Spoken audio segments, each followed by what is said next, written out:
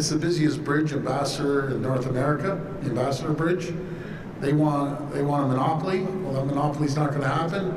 We need to open up the Gordie Howe Bridge down the road a bit and get traffic going back and forth.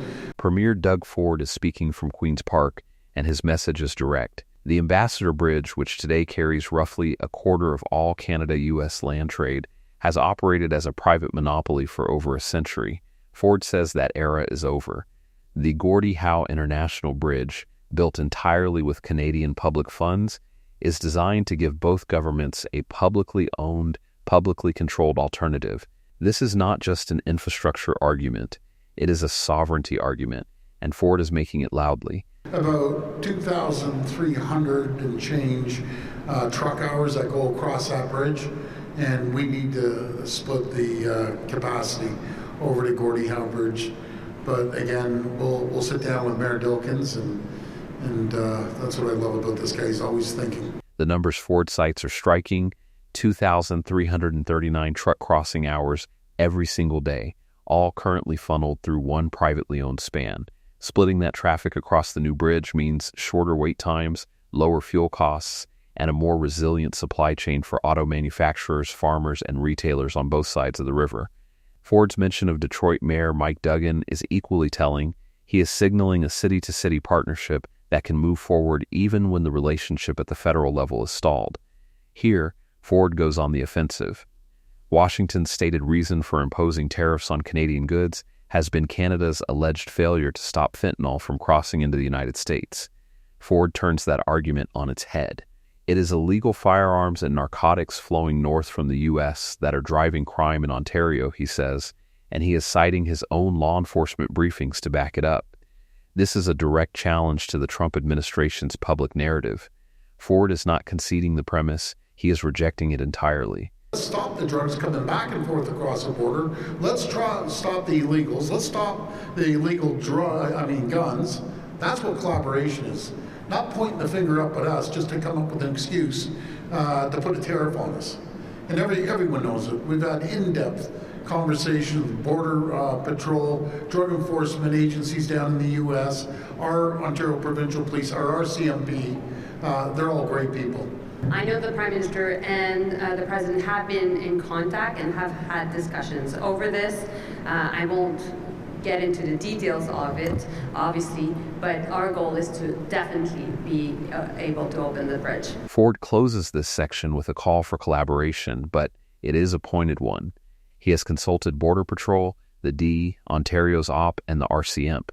The professionals on both sides, he argues, understand the reality.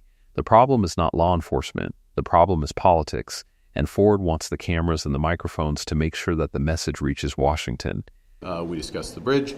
I explained that Canada, of course, paid for the construction of the bridge, over $4 billion, that the ownership is shared between the state of Michigan and the government of Canada, and that in the construction of the bridge, obviously there's Canadian steel, Canadian workers, but also U.S. steel, U.S. workers that are involved. This is a great example of cooperation between our countries.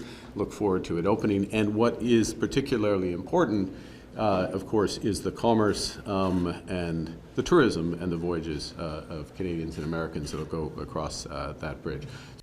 Prime Minister Mark Carney's tone is the opposite of Ford's: calm, methodical, and aimed squarely at the facts.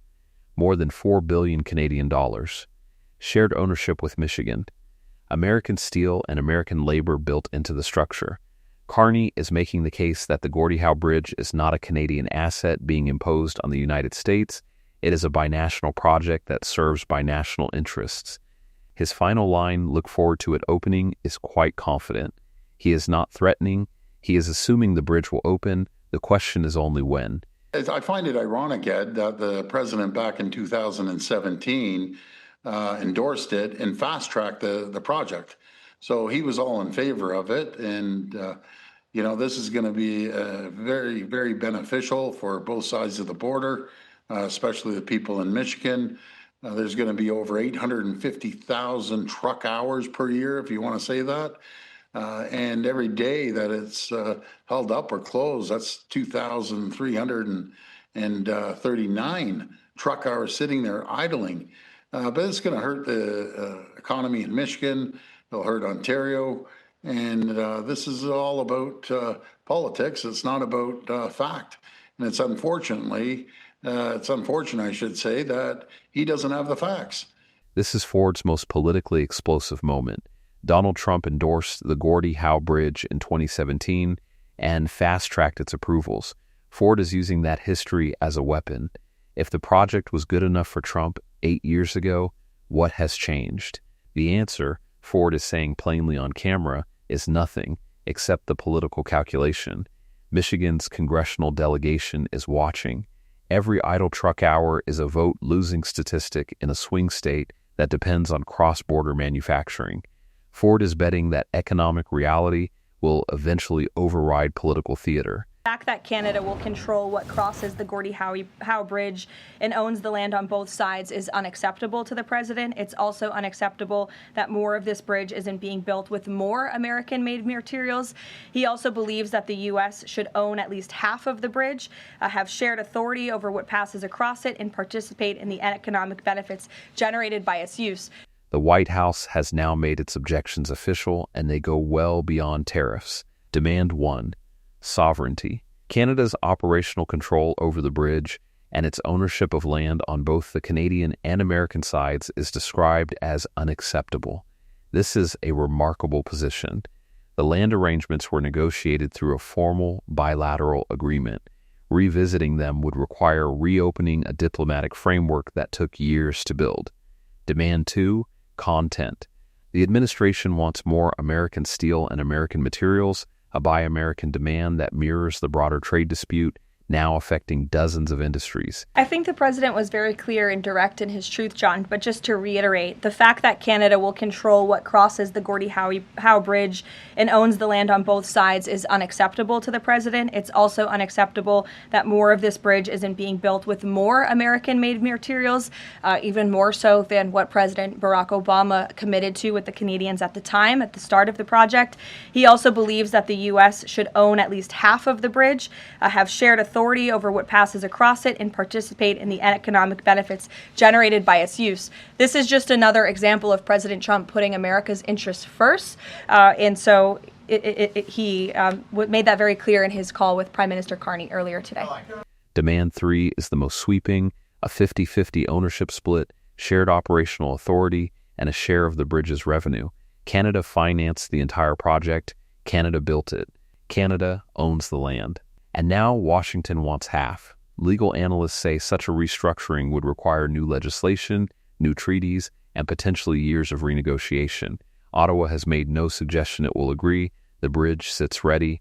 The politics are anything but. A premier, a prime minister, and a president, each pulling in a different direction. A $4 billion bridge that is built, ready, and waiting on this bank of the Detroit River, where the gap between the two countries has never felt wider, even as the physical distance between them has never been smaller. That remains the unanswered question, and every day without an answer costs both economies dearly. And why? Because one side says this is about safety and fairness, and the other says this is about politics. The bridge knows no politics. The trucks waiting to cross it do not either. Well, it's totally inaccurate, word for word. Let's start off with first about we're going to determine what crosses the bridge. That's furthest from the truth. That's a split agreement between the U.S. and Canada. They're going to share that responsibility. And as for not using American labor, well, Canadians paid for the whole bridge, but in saying that, 25% of the bridge is made by American concrete, American steel, American workers. And then saying that we control both sides of the bridge is just so far from the truth. Matter of fact, the interchange was built with Michigan workers, Michigan concrete, Michigan steel, and they need to get their facts straight. And by the way, they're going to own Michigan. The agreement is that they own 50% of the bridge. Stand here long enough on the Windsor Riverbank, and you begin to understand what this dispute is really about. Across the water, Detroit's skyline rises in the evening light. On the Canadian side, you have Premier Doug Ford, a politician who built his brand on plain talk and working-class instincts, now squaring off against the most powerful office in the world. Alongside him stands Prime Minister Mark Carney, a former central banker turned political leader whose measured tone masks an iron position Canada will not renegotiate what it has already built and paid for. On the American side, a White House that is demanding ownership, authority, and revenue from a project it did not fund, did not build, and, 8 years ago, enthusiastically endorsed. Now the what? The Gordie Howe International Bridge is not a future plan. It is a completed structure. More than 4 billion Canadian dollars have gone into its construction. Canadian and American steel alike went into its cables and decks. Where does the real damage land? Not in the offices of premiers or presidents. It lands here, on the roads leading to this crossing. It lands in the logistics yards of Windsor and Detroit, where dispatchers are recalculating routes around a bottleneck that should no longer exist. It lands in the payroll accounts of auto workers, farmers, and small manufacturers who depend on the free flow of goods across this river. Every day of delay, Premier Ford reminds us, is 2,339 truck crossing hours lost. Multiply that across weeks and months, and you are not talking about politics anymore. You are talking about livelihoods. When does this end? That is the question neither side can answer tonight. Prime Minister Carney says the bridge will open. Premier Ford says he will sit down with Detroit's mayor and keep the conversation alive at the city level. The White House has drawn lines that Canadian law and Canadian sovereignty make nearly impossible to cross. The diplomatic calendar is full. The patience of those waiting on both sides of this river is not. And why does any of this matter beyond the bridge itself? Because the Gordie Howe Bridge has become a mirror.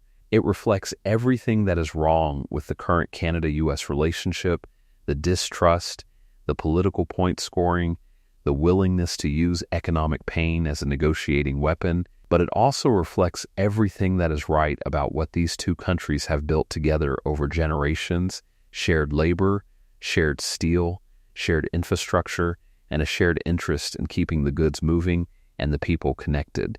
The bridge is ready. The question is whether the politics can catch up.